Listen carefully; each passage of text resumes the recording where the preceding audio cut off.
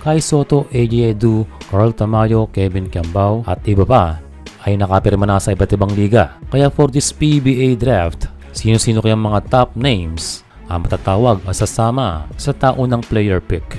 Well, isa sa big man sana na inaasahan na magsasabit ng pangalan ay si Quinton Miller-Brown. Well, that's the expectation dahil iniisip ng karamihan na kailangan niya muna magpa-draft sa PBA para magkaroon ng ibang opportunity like Gilas. Pero sa ilang statement katulad ni Sir Small Badwa, mayroong question mark na posibleng hindi mag-join sa PBA draft itong si QMB or at least 3 more years. Well, matagal-tagal yan na paghihintay and it means, kagaya ng sinabi ni PBA Insider, na mali talaga ang chance nito na magpa-draft nang dahil sa mga overseas offers. Well, kung dito sa Asia katulad ng sa B-League, ay kailangang mapatunayan muna na siya ay Gilas eligible. And para naman sa Liga ng Korea, ay mukhang hindi rin siya qualified sa requirements.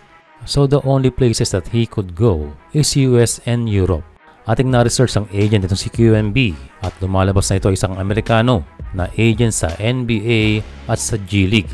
Hindi na natin ito pangangalanan, baka kasi magkagulatan pa. And kung chances lang ang pag-uusapan, ay hindi yun guarantee na siya ay makakapag-NBA. Pero at least sa G-League, kung gusto niyang sumubok, ay kailangan niya talagang paghirapan para makapasok sa ligang ito. And ang isa pang possibility ay sa Europe at ito ay option na maglaro sa Espanya. But for now, ang sigurado, kung babasihan ng mga balita na malitan tsansa para kay QMB na ito ay magpapadraft na sa PBA. Samantala ay naglabas na ang Japan national team ng kanilang 42-man pool para sa darating na FIBA Asia Cup. Well, 42 players is a big pool. So ibig sabihin na kilalang sinusuyod ang lahat ng kanilang talento. Well, yan ang effective na style para sa kanila. Unlike sa ating Gilas na semi-permanent pool.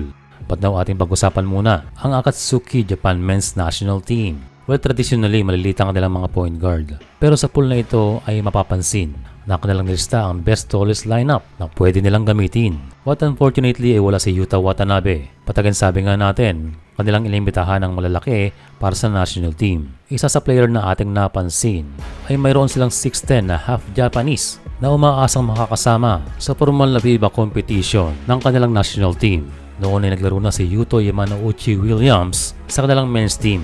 Pero isa itong Invitational Cup na kung saan one of the games ay sa lamang ng Australia kontra sa koponan ng Japan.